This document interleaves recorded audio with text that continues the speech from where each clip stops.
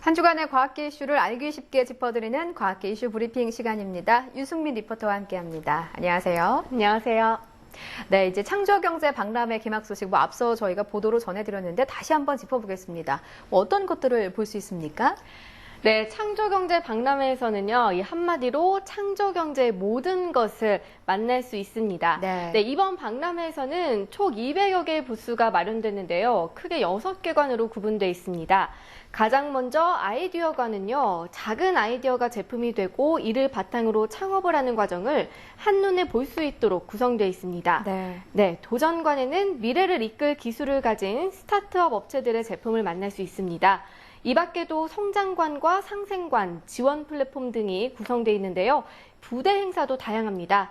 특히 주말 이틀 동안 열릴 특별 강연에서는 글로벌 창조경제 전문가들이 자신들의 경험을 공유하고 또 위기를 극복한 사례를 들려줄 계획입니다. 또한 일요일에는 창업 오디션 프로그램의 일종인 스타트업 2013이 열리는데요. 결선 심사를 통해 우리나라, 나아가 세계를 선도할 최고의 스타트업을 선발할 계획입니다. 네, 그렇군요. 자, 지난 주말에 중국 베이징에서는 세계 창의력 올림피아드가 열렸는데요. 아시아에서 최대 규모였다고 하는데 우리 한국 학생들의 성적이 좋았다고요. 네, 그렇습니다. 이번 세계 창의력 올림피아드 중국 대회에서는 우리나라를 비롯해 이 캐나다, 또 미국과 중국 등에서 700개 팀 7,000명이 참가했습니다. 특히 개최국인 중국에서는 역대 최대인 4,000명의 학생들이 대회에 도전했고 또 우리나라에서도 7개 팀이 참가했습니다. 예. 이번 중국 대회에서는 극한 환경에서 살아남기 등 5개의 도전 과제와 즉석 과제 경연으로 이루어졌는데요. 7개 한국팀 전부가 이 과제별로 전부 금상을 수상했습니다. 세계 창의력 올림피아드에서 참가국 전체가 금상을 받는 건 이번이 처음인데 우리나라 학생들의 톡톡 튀는 창의력이 얼마나 대단한 수준인지 이번 대회를 통해 확인할 수 있었습니다. 네, 좀 정정을 하면요. 700개 팀 7,000명이 아니고 700개 나라에서 온 7,000명의 학생들이 겨룬 겁니다.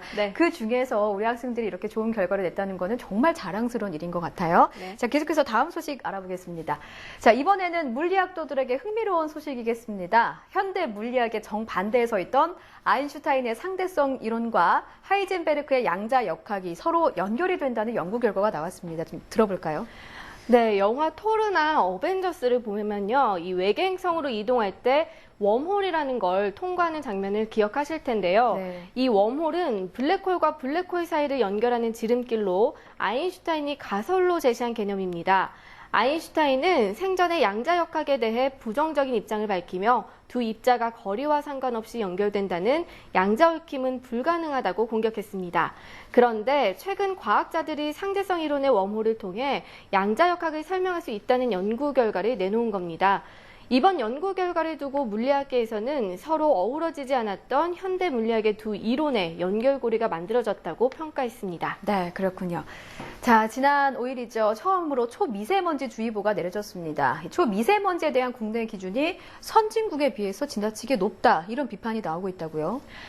네, 우선 초미세먼지는 지름이 2.5 마이크로미터 이하의 먼지로 이 머리카락 굵기의 400분의 1 수준의 눈에 보이지도 않는 작은 먼지를 말합니다. 지난주 초미세먼지주의보가 내려졌을 당시 초미세먼지 농도가 단위 면적당 85 마이크로그램을 넘어섰는데요. 문제는 기준치 이하의 초미세먼지라도 오랫동안 마시게 되면 수명이 줄어들 수 있다는 연구 결과가 나왔습니다.